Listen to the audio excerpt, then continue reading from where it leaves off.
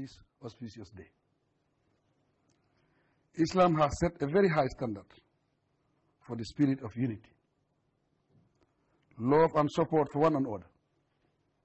Therefore, Eid-UL-fitr is not only about remembering Allah, the Most High, and offering gratitude to Him, but also a day to mediate and relegate ourselves to the religious duty of sharing and caring for one another.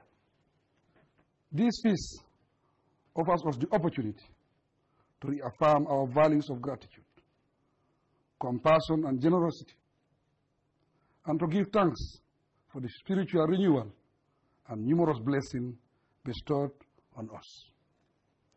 Indeed, Islam has prescribed very clear moral and ethical values for humankind. These should be brought to bear on our attitudes and efforts as we collectively seek to build a new Gambia based on the rule of law, tolerance, and devotion to nation building. Obviously,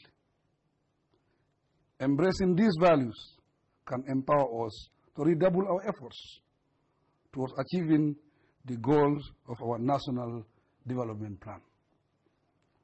As our human resource is the main source of our strength, we have to utilize this resource in order to derive maximum benefit from all our natural resources. We are fortunate that God has endowed us with vast arable land, a positive river, and a vibrant youthful population to propel development for the common good. Therefore, I urge the youth, as the pride of our nation, to join the farming community, especially the women folk, to develop agriculture from rudimentary farming to agribusiness. With strong commitment and determination, we can transform farming from an annual activity to an all-year-round lucrative business. Evident by our achievements so far, my government is working tirelessly to provide the energy and infrastructure required to enhance our economic activities and improve the health and well-being of our people. Be reassured, therefore, that we are particularly concerned about the welfare of our youth. Consequently, we are piously committed to supporting all Gambian youth to develop the required skills and professionalism for effective engagement in nation building and self-advancement.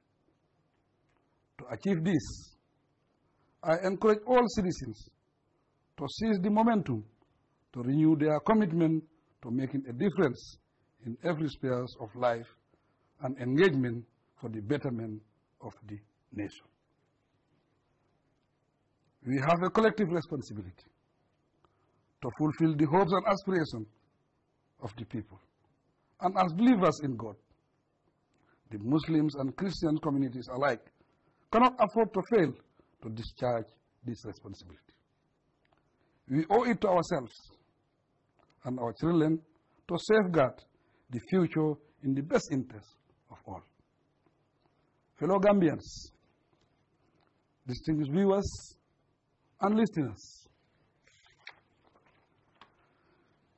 the recent pledges at the International Conference for the Gambia, held in Brussels, demonstrate the global desire to support Gambians to strengthen democracy, peace, and stability, as well as to take ownership and leadership to develop and transform our economy.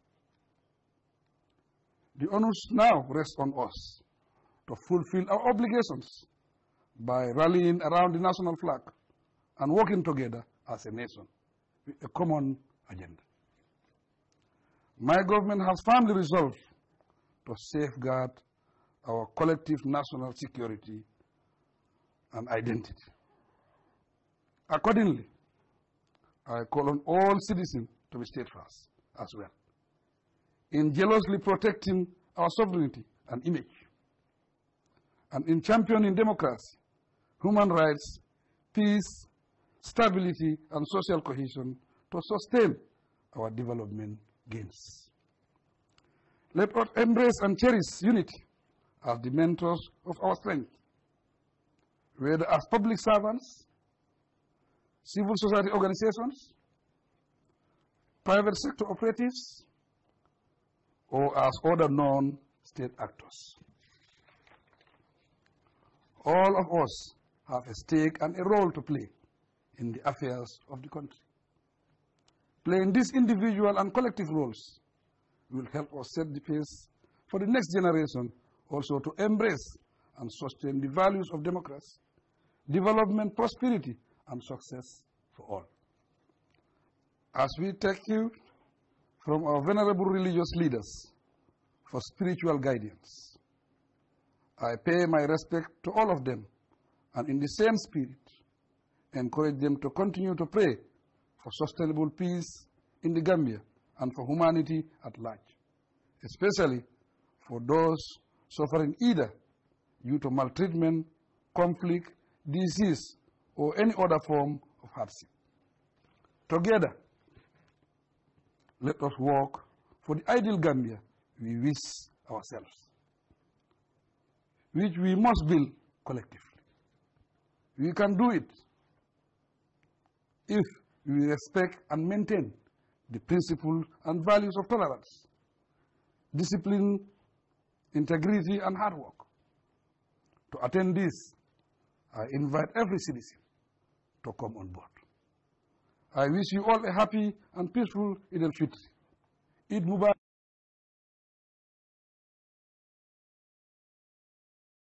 Of these